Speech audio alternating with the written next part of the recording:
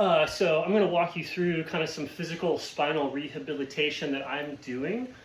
So this is to restore the natural state. So if you're rocking it and like you feel centered, you feel fresh, it's like easy for you to learn calisthenics, it's easy for you to dance, then you're already here. So it's like this isn't that cool for you. If you're experiencing like random shoulder pain, injury, weakness, confusion when you're upside down, difficulty balancing, difficulty doing hand stuff, calisthenics, strength, push-ups, like pull-ups don't quite make sense to you, then this is to reestablish that intelligence. And then once that intelligence is reestablished, you can go out and do more complex movement patterns, like pull-ups, like push-ups, like cartwheels, whatever. But the moves in this is to reestablish the intelligence so that the pulls and the push come from the core, right? So all this stuff kind of stacks fractally. So you have your, like, let's just say that you're caught up in a conversation with somebody or like a surface level activity and you just need to be moving the thing around. Your conscious mind is like right here moving the objects around. It's very like in the hands, it's superficial. And so all of this hand activity is resting on the positioning of the arm and the back and the legs, and all of these muscles are just going automatically. They're huge in comparison to the hands, but let's say that you're using the hands right here to like play an instrument or do something on a table, lift weights, throw. You're really like, if everything's firing correctly, if your unconscious mind is correct, then all of these muscles will be participating at the correct intensity, at the correct timing, at the correct whatever, and you can just focus on the ball, the activity, or whatever's going on. And then the immensity of the unconsciousness it will support that activity. And so where you exist mentally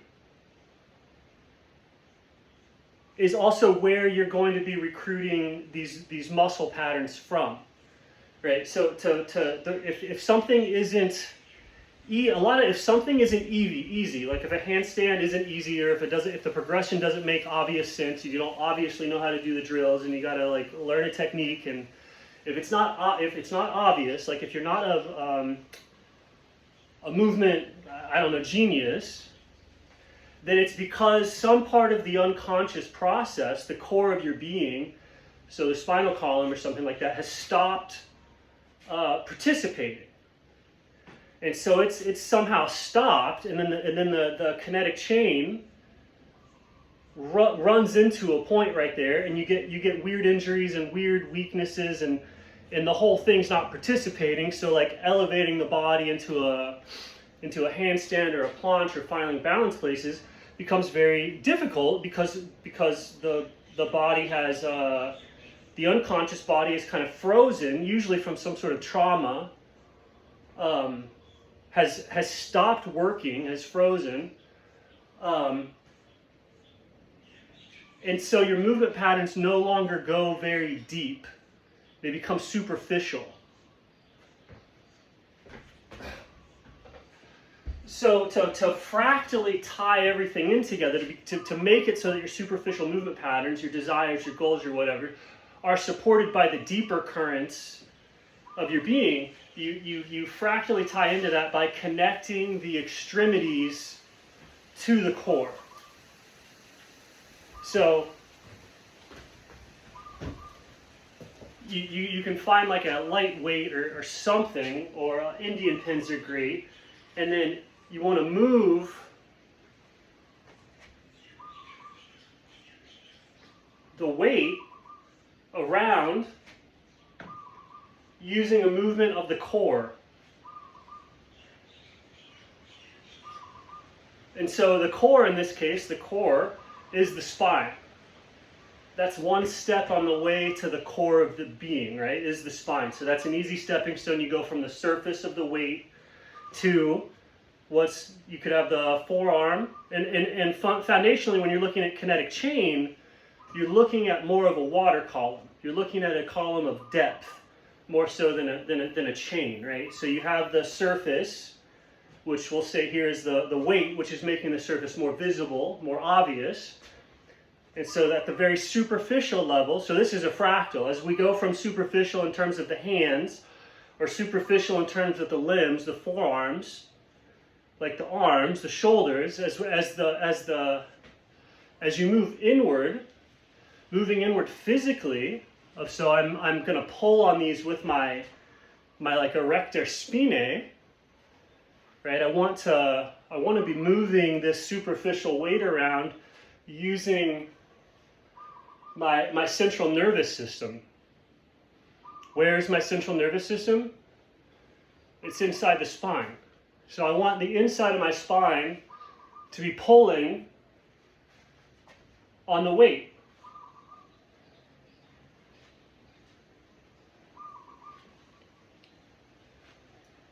And so there's various stepping stones to getting to the central nervous system, like the core of the being. But once you're there, it's just that thing kind of wiggles, or it can move.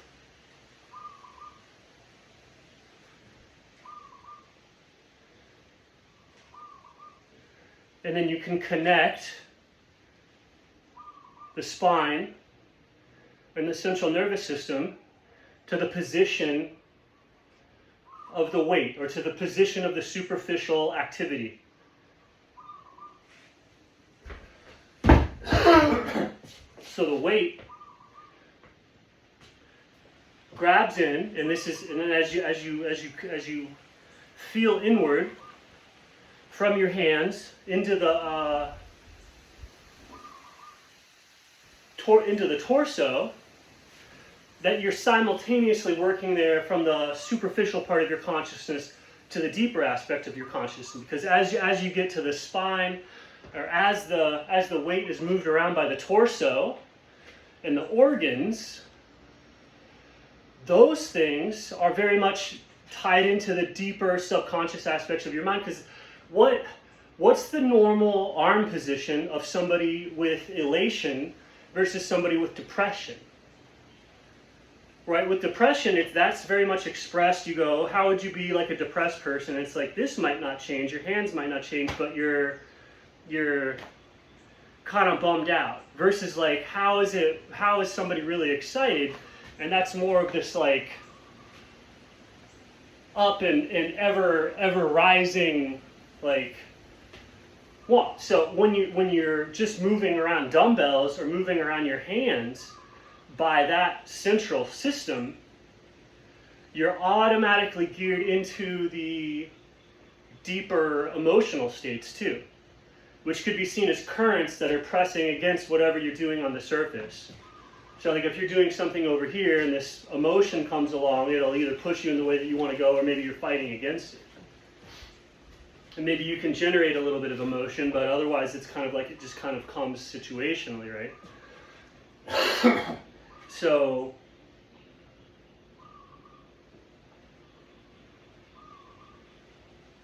once you're at the central nervous system, and so anytime that you want to like bulk up, yeah, just every day or every other day or whatever, it feels like you're sending as much energy through this connection as possible.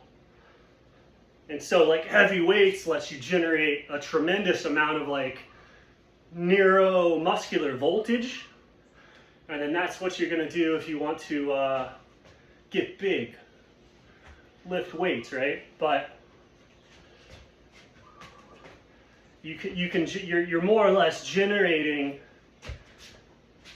this neuromuscular voltage way deep down coming from the central nervous system, and then that's a connected, repaired kinetic chain.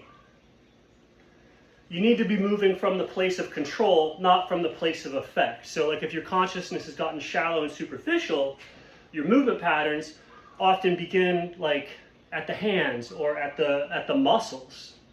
Right? Like an average person, like at most, is kind of smart enough to start existing at the muscles. and usually not all the muscles at once as a particular suit, like muscle parts. And so you can see how, like, if you're on like a bicep curl machine, your neuromuscular ownership is usually somewhere in here, and like as the burn happens, that causes neuromuscular ownership, but the control pattern is very like focused. And you can see how that focus actually requires a disconnect from the superficial part of consciousness, and it requires the isolation and the focus on the part requires disconnecting it so that all the focus is here. Anytime all the focus is here, this has been disconnected.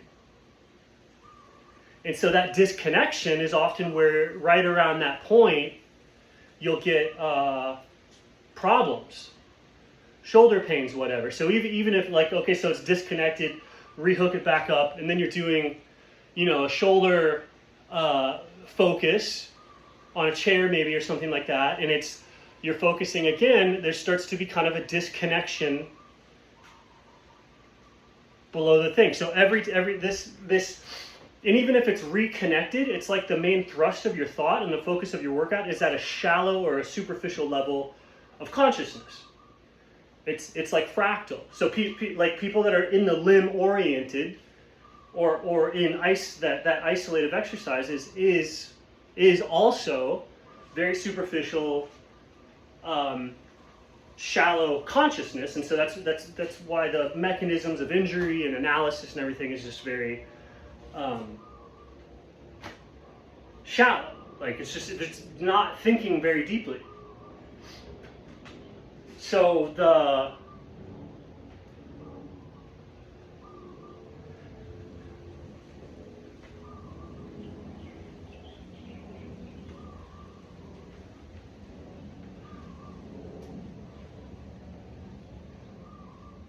then you can go through movement patterns and see,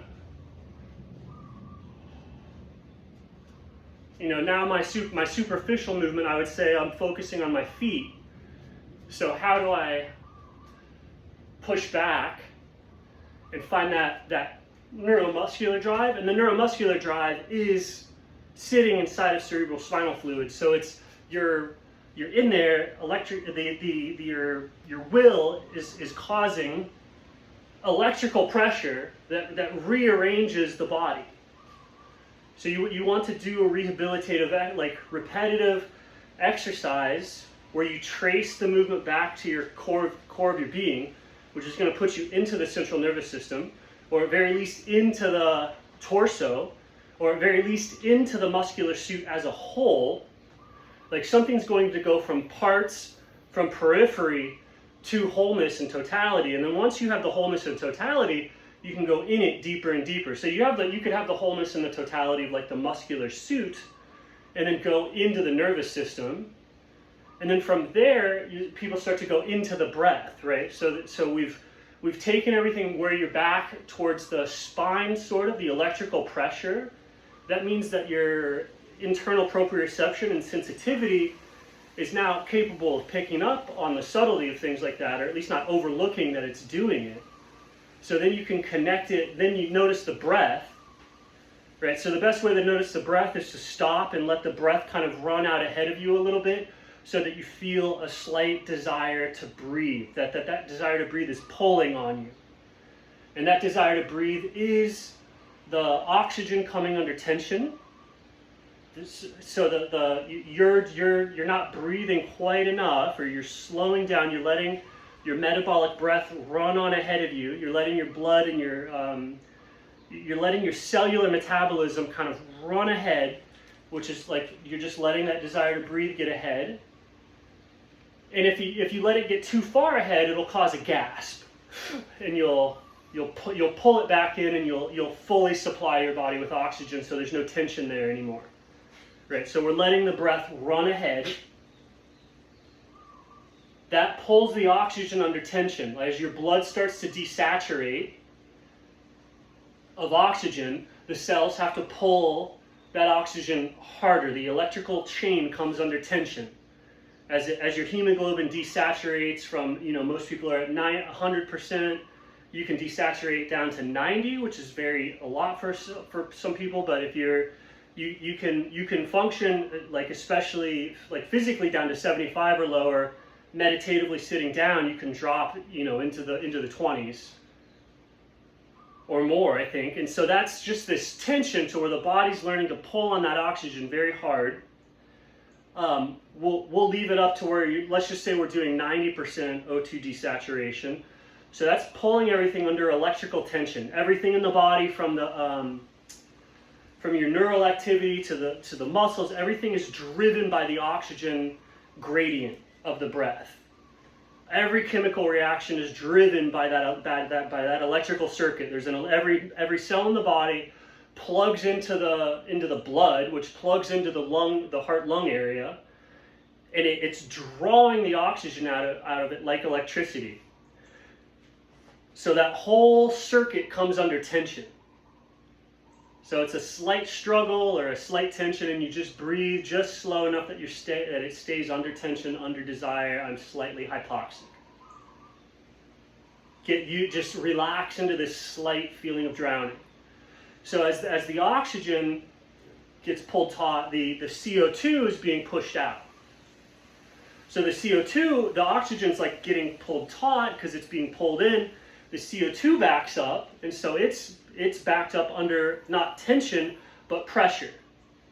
So with pranayama and breath control, you get two forces. One is the oxygen coming under tension, which is going from your breath here.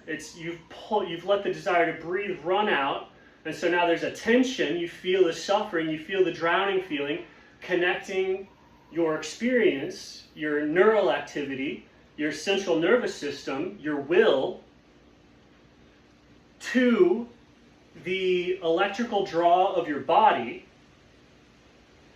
And so that's getting this kinetic chain very, very whole, going all the way from maybe the weight, the hand, all the way to the mind and into the breath itself, and so into the energy at large, the oxygen at large here. And so if the breath is slowed down and you remain open, that desire actually comes out, and you can pull all of being under tension a little bit. And so as it comes under tension, people start to feel certain things. So that's kind of the rough generalization of what's going on as people train pranayama, is that these electrical circuits are being pulled under tension. So some of that pranayama would be like, oh, go sprint so fast that it uses up all your oxygen no matter how hard you breathe.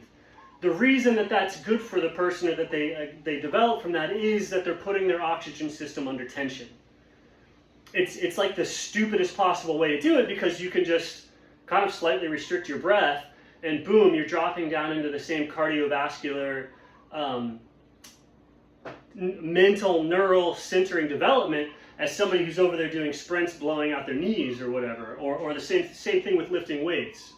So if you realize that it's just pulling the system under tension, then the physical activity can become much gentler with the exact same results, because the aggressiveness of the activity is usually to just not understand the mechanism of control. So of breath, like control, breath restraint, since you don't understand that, you just sprint the body as fast as possible, or you do VO2 max, jogging, conditioning, so that the oxygen consumption drops into the 90s or whatever as you're doing your Hell Week jogs or whatever, or just drops the body under that slight conscious tension of like 95% oxygenation, 90, and you go and you run for 2 hours, and all of a sudden, like, this type of training while the oxygen CO2 thing is under pressure, facilitates the mind-body connection, and so the person starts to perform better and better and better while doing that training. But the only reason the training is effective is because of the activity causing the oxygen CO2 difference to pull out. So a lot of the times, if you're doing sprints, super max lift like effort, you can get the muscles to use so much oxygen in type that when you burn out anaerobically, you're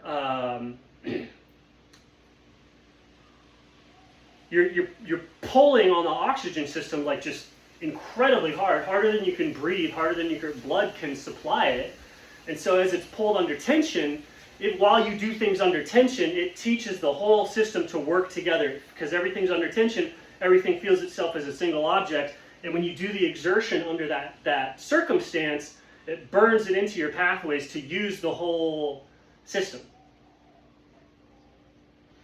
So, but once that's the mechanism of improvement. So if you realize that, then the training becomes much less insane or psychotic in terms of needing external hell weeks. Like you can do a lot more with like by withholding on one end, like fasting or whatever, and then simple, light, repetitive movements or focus stuff. You can learn how to pull the system taut and perform under load and get.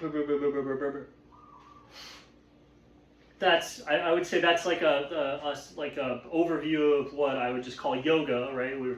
Pranayama, like the yoga is the training while under the tension and pressure. So as it backs up and the CO2 comes out to circle back, the body becomes under pressure, and so your whole metabolic system fills up like a tire. And if it gets hit or it discharges, if you punch a tire, the pressure distributes to the whole tire instantly from the pressure. If the tire is deflated, so if the CO2 is satiated, if you've let your breath fully be satiated and something hits you, there's no CO2 back pressure, and so it's like punching a flat tire, and you will hit rim, right? Like imagine you take a crowbar to a tire. If the tire's inflated, it'll just bounce off. If the tire's deflated, you can go all the way through to the rim and actually impact the structure instead of impacting just the back pressure contained by the structure. So this type of pranayama also makes people more injury resilient. So if they're not doing the breath control on the long jogs and the CO2 isn't building up enough, that's why the knees give out. That's why everything starts to break. It's not because of some alignment technique thing. It's just the breath is wrong. And so on a lot of people, this breathing, what I'm talking about, is natural. Every animal in the world knows how to do this. So people know how to do this. This is beaten out of you with various sticks. So, but most people start fully connected, mind-body thing. It just works because you just are.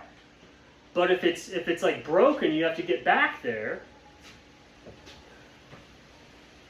And so it's incredibly difficult to do this like talking.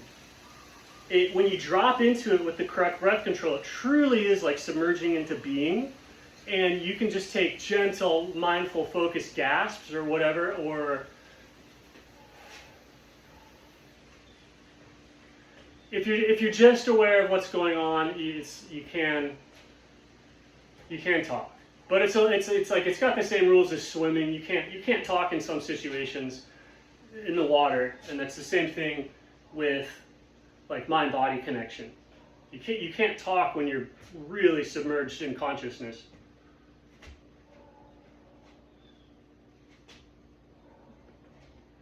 And then so also with all of this stuff, it's like the thing that keeps it healthy or moving from there is getting the water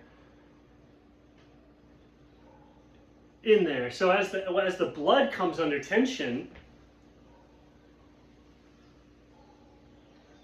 can actually use the movement to try and drive water into the nerves and in between the vertebrae of my spine, which have like degraded over the last like several years because of like deficiencies in how I was using my attention or my movement pattern, was like just turning it off. So it no longer functions naturally, so I have to go through this intellectual process of like finding, okay, how do I facilitate natural returning? Which is like medicine. It's like if you break your leg, it's like you deduce what's going on, and you can either make a cast or figure it out, whatever. I know sometimes the Chinese medicine thing is like no cast, but anyway, you have to understand scientifically how to set bones, and then once you do that, natural can restore itself. But at lower levels of consciousness, like an animal, you cannot intellectually understand or know what happens if natural is disrupted. And so then without a functional theory of medicine, you can't get back to it any more than like a dog could get back to normal after breaking their leg. They wouldn't know how to stop using it, and they wouldn't know or how to control the impulses around using it. And so we suffer from the same types of problems if we're injured in ways that are beyond our understanding. It becomes as impossible to heal from them as like a dog healing from a broken bone. And so then people go to like healers. A healer is somebody who is like has human level intelligence around your pathology or around your injury, and you only have animal or animal level intelligence, like very low intelligence. That's the relationship, because that's how people feel about doctors. Oh, this is going on. You go to the doctor. If you go to see a doctor, it's like you're submitting yourself to the healer as an animal submits themselves to the vet. And that's not necessarily even wrong. Like that's a very humbling situation. So if you're really sick, the healer-patient relationship is like an excellent source of humility, which is like an excellent virtue to heal by. And that can obviously become corrupted or pathological by entering into that relationship. You become like an animal. So if your healer is not virtuous or intelligent, they can take advantage of you with none of the normal ethical remorse, because you're lower than them to you. So people can be manipulated in that relationship with no guilt. The same way that we're like able to, be nice to cattle, but like also like, hey, I need to eat, right? No hard feelings. So those types of relationships pop up between people.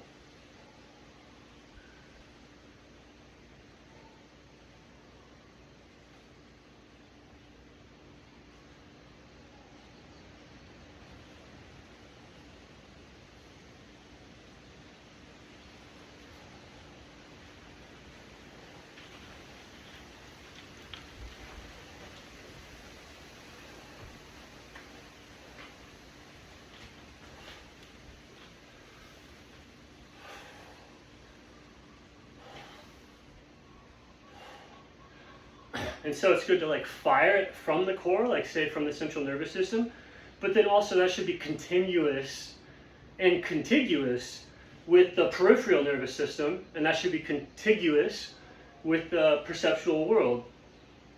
So it can fire from deep, but also you're feeling it through the limbs, so that would be like the burn that people are looking for.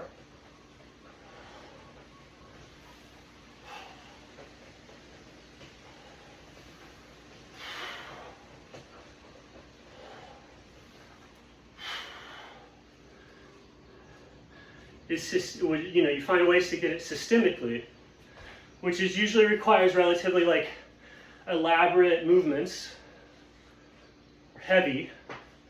If you're firing the whole body all at once, that's a tremendous amount of energy. So it's going to cause things around you to move around, whether it's you jogging or twirling or jumping or the weight going up or or anything. Or like emotional, you can dissipate some of the energy of like pulling the metabolism taut and using it in like energetic emotion, lavish, full body tension, movement patterns. So calisthenics.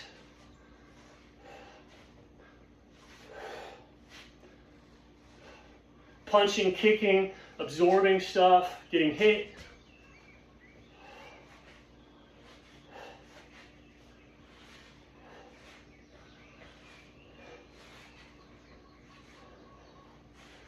And so you just you go through your you create that fractal map of the mind and that fractal map of the body. Where's this impulse coming from? To the best of your knowledge scientifically. Right, you go from core to periphery. So you can even trace this movement pattern back to like the DNA, back to the cells, back to the particular like energy patterns held in the organs. But those are deep, slow waves. So to pull the tension pattern back to the DNA, you're looking at doing the breath pranayama to a very deep level, day after day after day, and doing long, basically fasting. If you fast long enough, that's withholding the energy of the cell is using to create, in a way. So it's like that can pull things taut under there, and you can go even deeper into the DNA and all that. And that's a very like non-linear, magical place in comparison to the mind or the breath or the heart or the organs or anything that the DNA, all the DNA as a whole. If you just look at the DNA as a system, the DNA is like the central nervous system of your central nervous system. So inside the nerves, as we went back, if you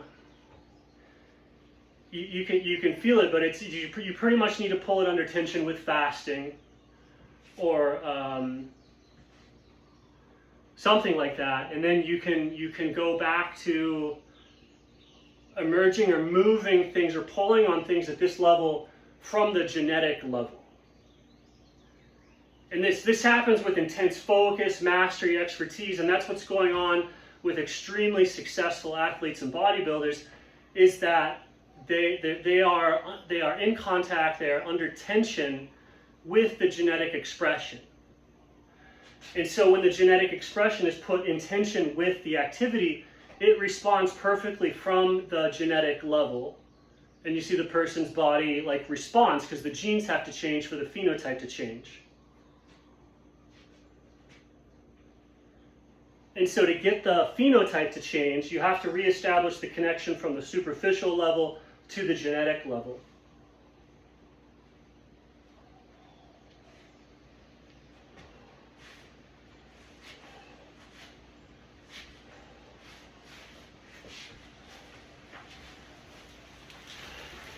And that usually requires like rhythmic movement over a period of months or years, like so that your rhythm gets to be like a year long, in the same way that you kind of develop an inertia from doing rhythmical movement patterns in the moment. If you get on a disciplined schedule, those rhythmical movement patterns get so large that you're kind of automatically dipping down into the genetic level and going all the way kind of up and down. So that you're dealing with a fractal. So if you can do what I'm doing, or do what I'm saying in terms of moving from periphery to core and connecting it, there's multiple ways to do that. And if you just do a couple of them, a handful of them at once, it can accomplish the same thing as doing one to a crazy extreme.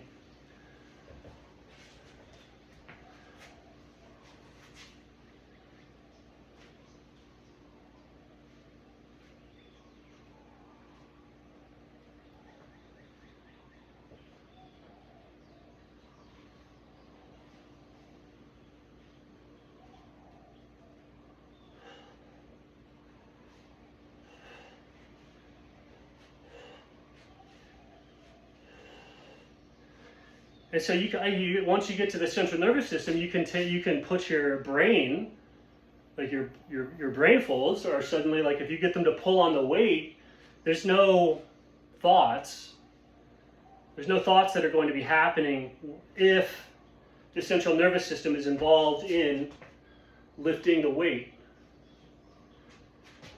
So that's why people like doing exercise sometimes, because it makes them focus. What focus means is that you have connected your central nervous system to the periphery, to the exercise. So rehab, if something's screwed up, is that you have to realize that the focus is broken at somewhere. And so what is focus? Connection between core and periphery.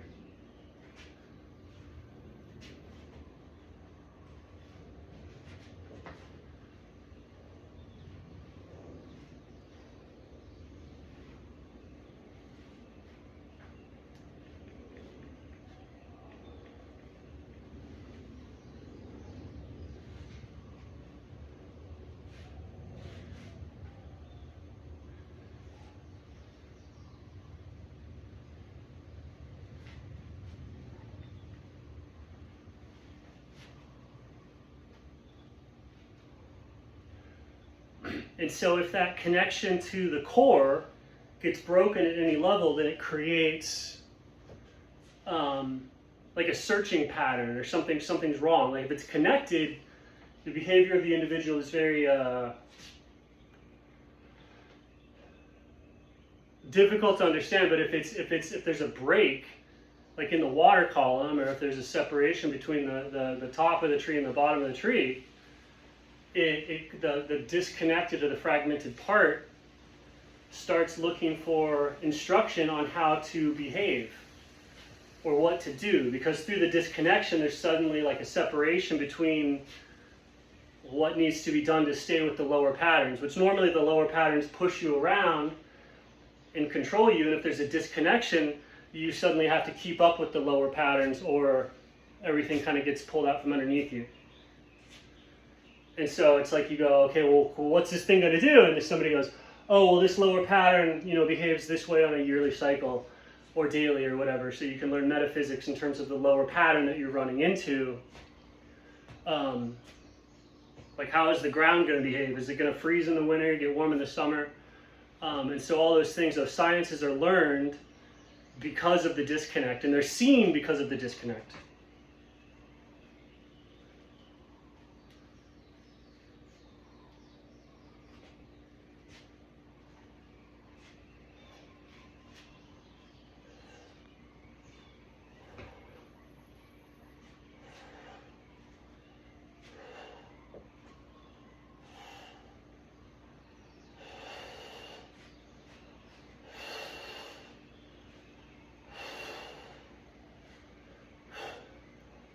And so if you're able to like disconnect your mind from the body so that there's like, just broken physical technique, the mind can fly. Like the mind is so light, like the energy being generated by the brain. If you disconnect that, like if I'm no longer using my brain to like lift the weights or to like move my body, then it can act like an antenna to like the invisible realm. Like you can see like archetypes and ideas and whatever else. So people that disconnect it are like the nerdy people that are like the nerdy physiology is from the mind disconnecting the body so that it can fly into the realm of imaginary space.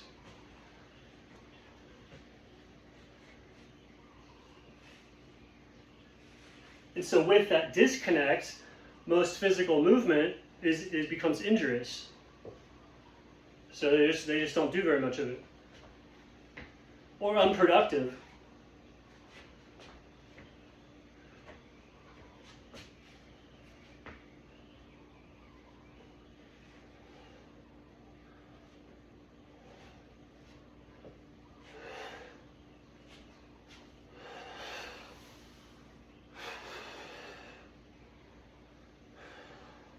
And so you find exercises that pull all these things under tension, and you adjust the difficulty so that the tension just remains constant and possible. You don't want to be gasping or whatever. Maybe you do. You can go to the extreme, pull it really tight, and then take a break, or just dial it in so that you're under tension moving as a whole. And that putting it under tension and the pressure ultimately is like there, it lights up and becomes total, but then there's that shift into the fluidic space holding all of it, which is independent of anything dissolved in it. So there's this whole progression of a shift in identity from the peripheral nervous system to the core nervous system down to the DNA or whatever, but then ultimately all that's happening inside of water, and the water is the same at every level of consciousness and every level of being, and it's ultimately that's the correct place to be moving from. Is the heart and is the water.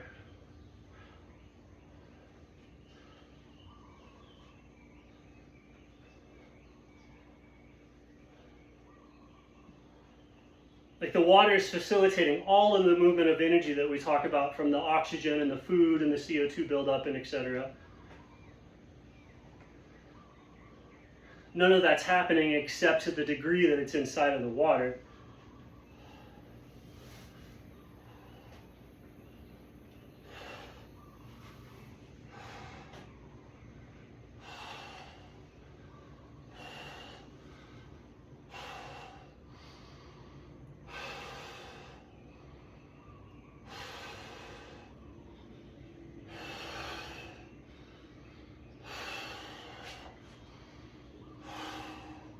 So when people find exercises difficult, they're just saying, hey, this exercise puts my mind-body under tension.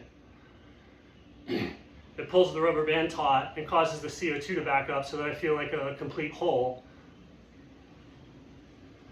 And it, it captivates the entirety of my mind, so I'm focused.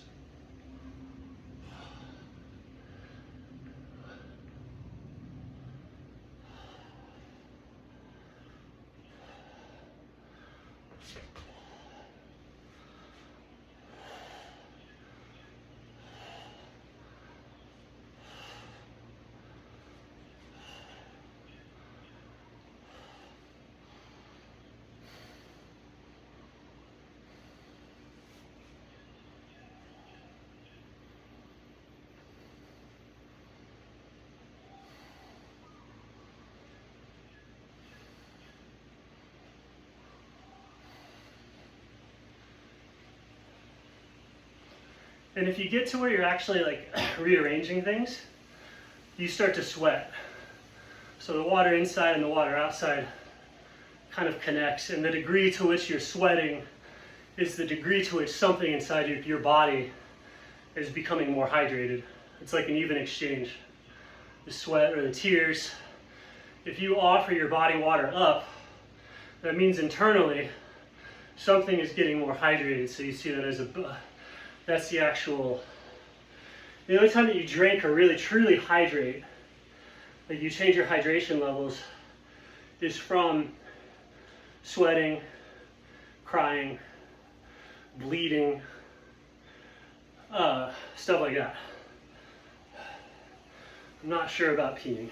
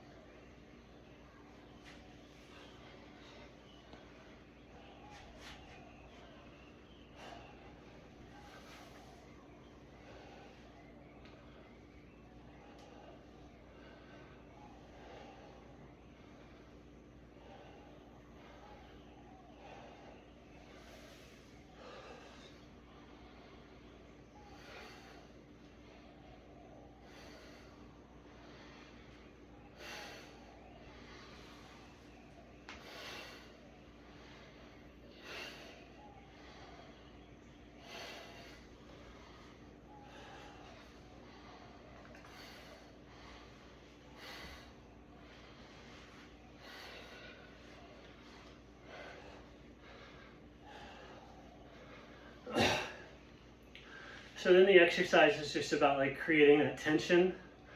Once the tension becomes habitual or regular, then you can practice doing the activity, which maybe you're like a power lifter or a soccer player, then you can practice doing that activity under tension. But any activity is going to be even more superficial to the body. So if you're doing an activity, you're not really adjusting your talent or your genetic potential. Anyway.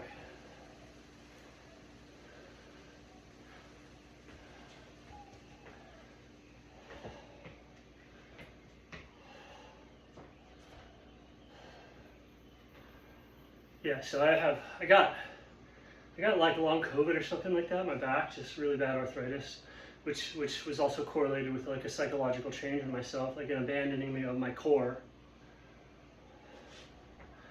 The disease caused it, or maybe I caused the disease or the arthritis.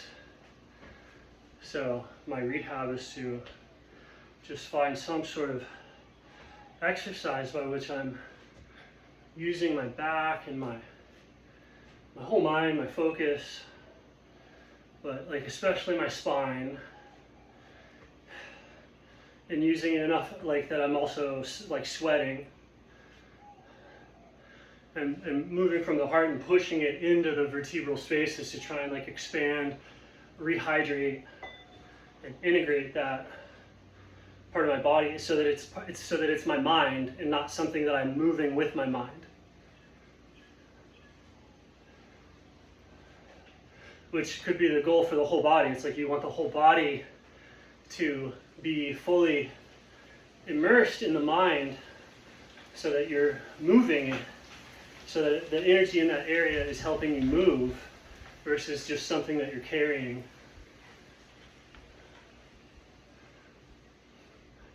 Which stuff like that's probably linked to like rainbow body and whatever's.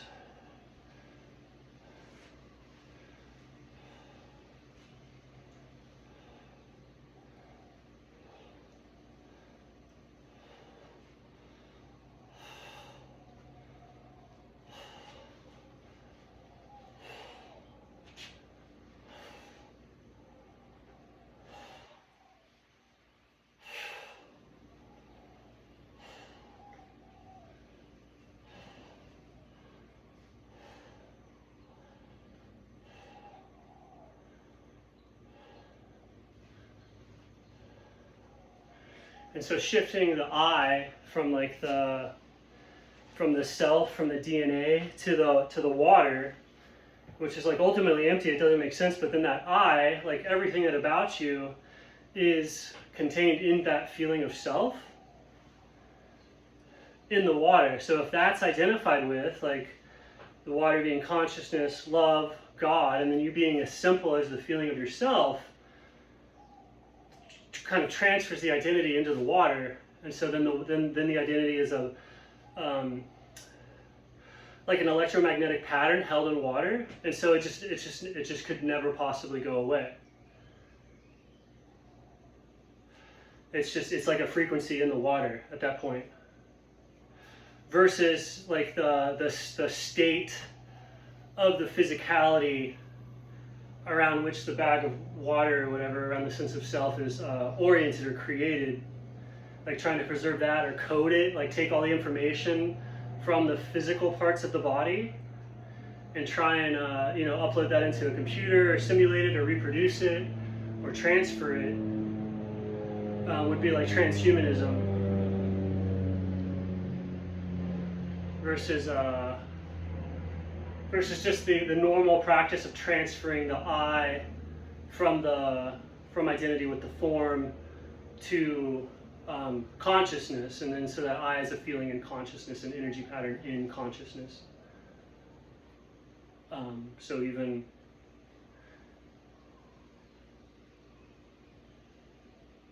it would always be there, capable of like moving matter, but not necessarily taking body. So yeah, you're just trying to just rehab stuff. You can also kind of have a sort of a like bicep curls plus, like just spiritual, like a spiritual practice sort of.